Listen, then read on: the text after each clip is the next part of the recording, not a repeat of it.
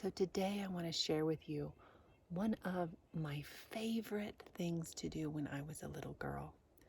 I loved being out in nature, as I know all of you know. And I loved to think about fairies and elves and gnomes.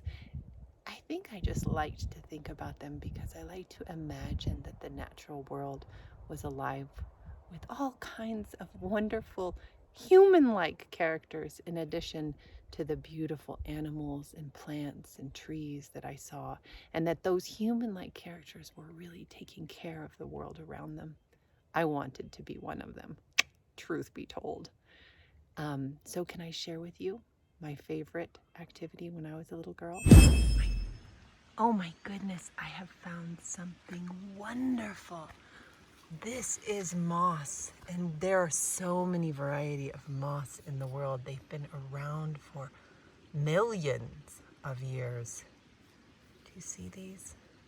When I was a little girl and I ran across moss, I thought that the fairies were living nearby, and this was their carpeting. And I used to make little fairy houses for them.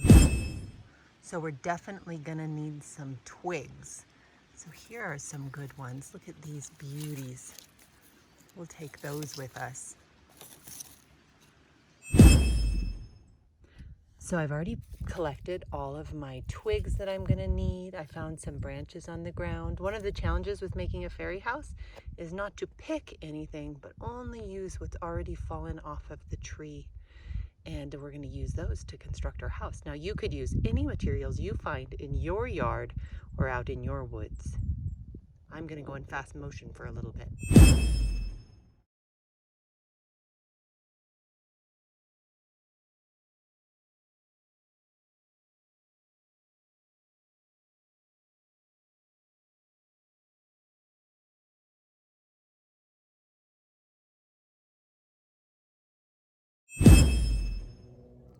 So what do you think? If you were a fairy, would you want to live in our little fairy house?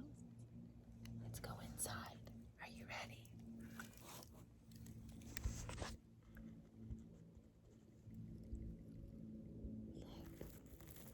And we could choose some rocks to make a little table maybe for the fairies to eat at, or we could take some pine cones and pretend they're little people that live inside my house. There's all kinds of things and ways we can play. And something wonderful has been happening while I've been making this fairy house. There have been wild turkeys talking to each other. Wild turkeys are very, very shy. I've only seen them maybe half a dozen times in my whole life. They're not singing now. I think they may. Oh, did you hear it? It's talking over there. Who knows who'll come and use our fairy house when I'm gone?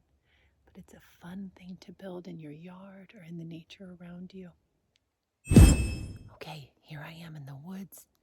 I've been walking for a long time, listening to the turkeys talk. Wanted to see if I can spy them. That's our friend, Raven.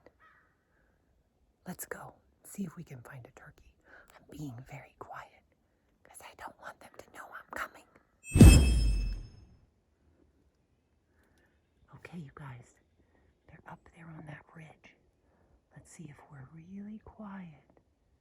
We might find them. I found him. Look, there he is, you guys. What a beautiful creature we discovered today. That's what will happen when you're in nature and you choose to be very quiet and to listen.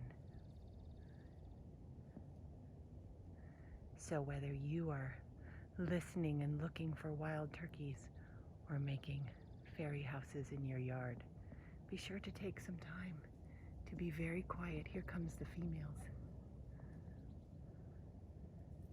And when you're quiet, you might discover a whole world waiting for you. They're a little frightened that Angelina is here. I'll be very quiet so as not to bother them. Enjoy the world. in your backyard and stay curious and full of wonder.